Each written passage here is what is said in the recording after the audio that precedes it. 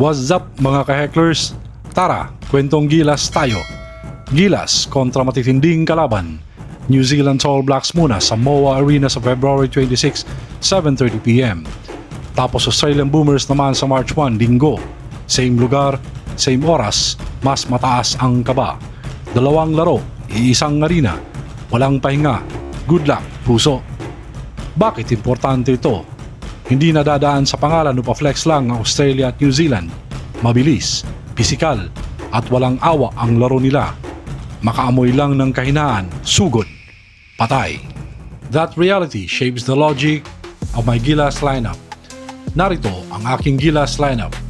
Chill lang tayo mga ka-hecklers. Unahin na natin yung mga may slots na agad, sure ball na. Wala nang pila-pila sa Gilas pool. Ang Gilas frontcourt ko, syempre, sa forward position ang ating naturalized player, Justin Donta Brownlee. Sa forward position, Carl Kevin Argana Kiambao.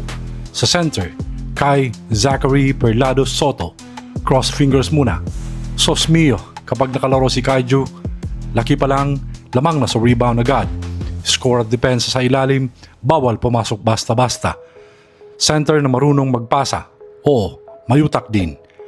Ang epekto niya kontra Australia at New Zealand, simple lang. Kung kontrolado niya ang pintura, nag-iisip muna ang kalaban kung papasok pa. Sa center position, June Mar Soto Fajardo, The Kraken, ang alamat na hindi na kailangan magpakilala. Sa power forward position, Ariel Jan Litang Edu. Sa center forward position, Quinten Milyura Brown. QMB, QMB, QMB. Literal na hulog ng langit. Bata pa, pero wag maliitin. May laman at may panakot. Ang Gilas backcourt ko, sa point guard, shooting guard position, Earl, Scotty, Carion, Thompson. Si Scotty ang definition ng puso. Elite all-around player. Hindi siya namimili ng role. Lahat kukunin niya. Score, rebound, pasa, depensa. Sige, ako na. Sa shooting guard, point guard, versatile wing guard position, Dwight Ramos. Sa shooting guard position, Christian Jaymar Perez. At dahil nga sa mga natamong injuries nila Carl Tamayo at Chris Newsome, ay kailangan maghanap muna tayo ng pamalit na hindi lang pang practice. Kapalit ni Tamayo ay walang iba kundi yung mapagkakatiwalaan 6'6" wing forward Jamie Malonzo na may lakas at athleticism. Hindi siya basta-basta matutulak ng mga OC at Kiwi forwards. Kaya niyang sumabay sa contact, rebounding at transition game na trademark ng Australia at New Zealand. Modern combo forward na walang arte. Bakit swak si Malonzo na kapalit ni Tamayo? Natural 4 na pwedeng maging tres. Rebound, cut, tres, multi-hit combo, sanay sa FIBA bugbugan. Kapag nagiging low usage, high impact siya. Mas effective laban sa elite teams.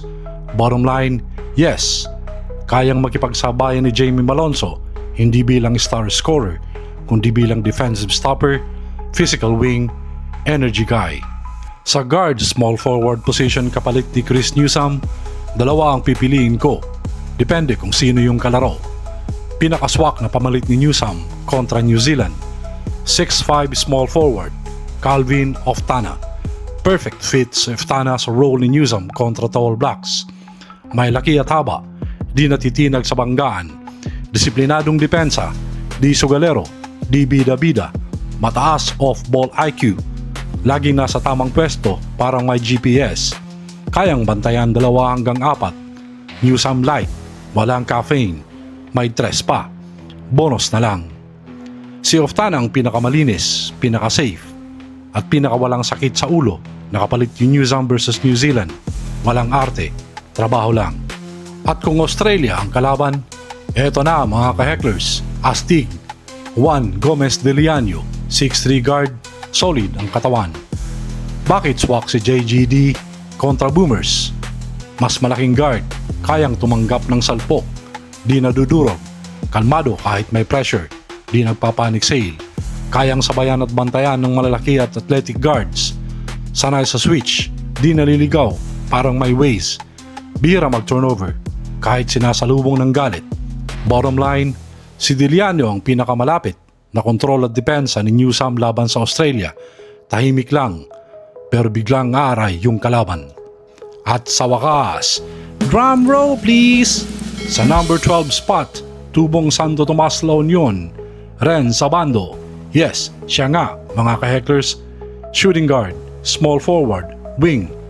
Basta tatakbo, tatalon, at mga abala ng buhay ng kalaban. Si Renz Abando ay high energy, high lipad, at high stress para sa depensa. Two-way wing na mahilig mangistorbo.